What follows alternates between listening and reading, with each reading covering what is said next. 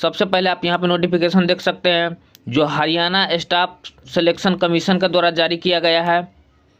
ये date of publication देखेंगे तो यहाँ 12/2/2024 और साथ ही में यहाँ opening date submission of online application, इसका डेट आपको 20/2/2024 किया गया है। Closing date of submission of online application, जो एप्लीकेशन का लास्ट डेट है वो 21/3/2024 किया गया है। उसके बाद यहाँ पे फी डिटेल देखिए, यहाँ पे नो फी है, यहाँ पे कोई भी फी नहीं है। आप ये फ्री ऑफ कॉस्ट ये फॉर्म को आप अप्लाई कर सकते हैं। आज तक ये किसी स्टेट पुलिस में देखने को नहीं मिला है। हर एक स्टेट पुलिस में जो होता है कुछ ना कुछ फी रखता ही है, 100 हो, 200 हो, 500 हो, कहीं कहीं के तो 800-800 होता है। और यहाँ देखिए जो 2 नंबर में दिया गया डिटेल्स पोस्ट क्वालिफिकेशन, यानी कि पोस्ट क्वालिफिकेशन आपके बारे में बताया गया है, कितना पोस्ट रहने वाली है। पुलिस डिपार्टमेंट हरियाणा, देखिए जो 5000 पोस्ट है वो आपको मेल कांस्टेबल के लिए रहने वाले हैं, जो जनरल ड्यूटी हो गया। उसके बाद 1000 जो पोस्ट है वो फीमेल के लिए हो गया, जनरल ड्यूटी। यानी कि टोटल वैकेंसी आपको यहाँ पे 6000 निकाली गई है, जिसमें 5000 आपको मेल के लिए हो गया और 1000 जो हो गया आपको फीमेल के लिए हो गया है। चलिए इसके बाद हम बात करते हैं कि इसमें क्वालिफिकेशन क्या चाहिए हो। तो कोई भी व्यक्ति किसी भी कैटेगरी से 10+2 पास किया हो, किसी भी बोर्ड से पास किया हो, वो इस फॉर्म को फिल कर सकते हैं। यहाँ पे बताया गया मैट्रिक विथ हिंदी और Sanskrit as one of the subject, यानी कि इसमें बताया गया है कि अगर मैट्रिक में आप हिंदी और संस्कृत में से आपके पास किसी एक सब्जेक्ट में आप नहीं है तो आप इस फॉर्म को फिल नहीं कर सकते। आपको हिंदी और या संस्कृत में किसी एक सब्जेक्ट को होना मैट्रिक में अनिवार्य है, तभी आप इसके लिए एलिजिबल है। अगर आपके पास नहीं है तो आप इस फॉर्म को नहीं फिल कर सकते हैं। साथ ही आपको बता दूँ नो एक्स्ट्रा हायर एजुकेशन, यानी कि आपके हायर एजुकेशन कितना भी हो तो आपको इसमें नंबर ऐड नहीं होगा। आपको जो इसमें नंबर ऐड होगा वो आपको रिटन एग्जामिनेशन के बेसिस पे होगा। अब यहाँ पे देखिए आपको जो सैलरी मिलेगी वो आपको 21,700 सैलरी मिलने वाली है। ये आपको 3 लेवल के सैलरी होगी। एज कैटेगरिया की बात करें तो आपको 18 से 25 ईयर एज कैटेगरिया होना चाहिए। वो आपको जो काउंट होगा 1/2/2024 से काउंट होगा। आपको 18 से 25 के बीच में एज होना चाहिए, तभी आप इस फॉर्म को भर सकते हैं। साथ ही आप लोगों को यहाँ पे 3 ईयर का एज रिलैक्सेशन भी दिया गया है, यानी कि जनरल कैटेगरिया में आपको 18 से 28 तक सभी इस फॉर्म को फिल कर सकते हैं। तो ये इन्फॉर्मेशन आप सभी को क्लियर हो जानी चाहिए यहाँ तक।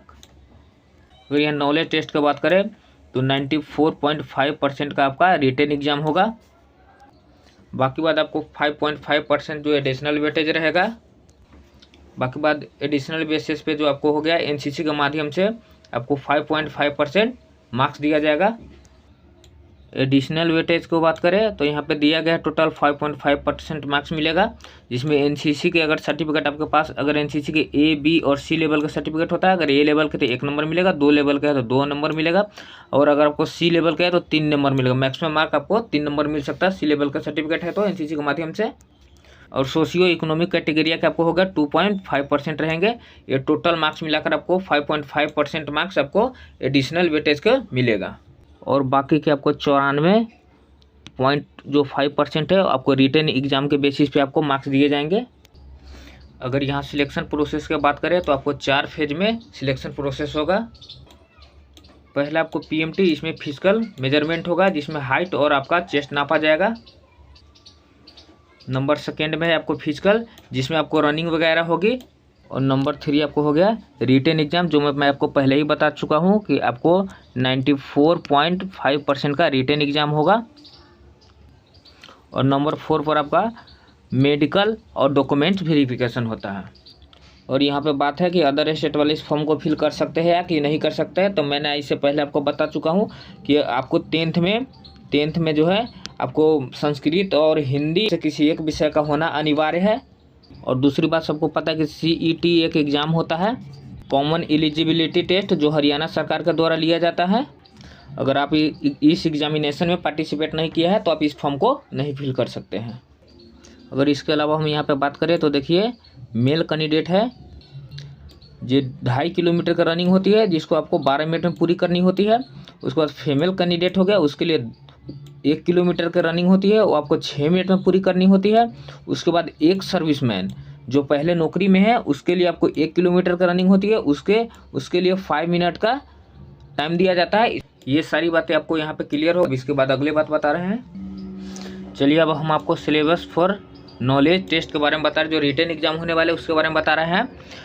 जो आपको इसमें रहने वाले कौन कौन से सब्जेक्ट रहने वाले, इसमें आपको जनरल स्टडीज रहने वाला है, जनरल साइंस रहने वाले हैं, करेंट अफेयर रहने वाले हैं, आपको जनरल रीजनिंग रहने वाले हैं, मेंटल एप्टीट्यूड रहने वाले हैं, उसके बाद न्यूमेरिकल एबिलिटी होने वाले हैं, उसके बाद एग्रीकल्चर होने वाले हैं, उसके बाद एनिमल हस्बेंड्री होने वाले हैं, उसके बाद less than 10% question relating to basic knowledge of computer. आपको 10% जो क्वेश्चन है आपको बेसिक नॉलेज आपको कंप्यूटर के बारे में होना चाहिए, उससे पूछा जाएगा।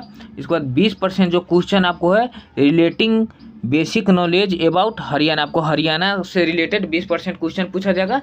Standard of question, standard of जो क्वेश्चन है एक्सपेक्टेड है, जो आपको 10+2 यानी कि 12th बोर्ड तक के क्वेश्चन आपसे पूछे जाएंगे। और यहाँ पे देखिए pattern of examination, all question solve भी कंपलसरी, यानी कि सभी क्वेश्चन आपको कंपलसरी रहेंगे बनाना। साथ ही आपको हिंदी और इंग्लिश में जो है आपका पेपर आएगा ऑफलाइन OMR शीट बेसिस, जो पेपर होगा आपको ऑफलाइन OMR शीट पे एग्जाम लिया जाएगा।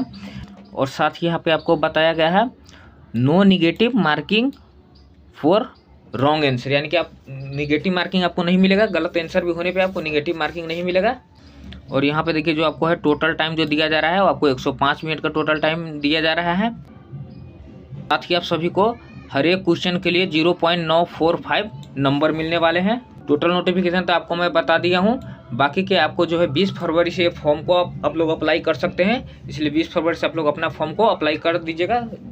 कोशिश करिएगा कि जल्दी से जल्दी, मतलब कि 10 दिन पहले ही फॉर्म को अप्लाई कर ले, क्योंकि लास्ट में जो है सर्वर डाउन हो जाता है, उसके बाद फॉर्म फिल नहीं कर पाते हैं और बहुत सी परेशानियां आ जाते हैं, बहुत टाइम भी लग जाता है, पेमेंट भी फंसने लगता है। इसलिए आप लोग कोशिश करिएगा कि जैसे ही फॉर्म का डेट आ जाएगा, जैसे ही अप्लाई का डेट आएगा, अप्लाई होगा जिस तारीख से, आप लोग उसके 10 या 15 दिन के अंदर में अप्लाई कर ले, क्योंकि लास्ट टाइम का इंतजार नहीं करें।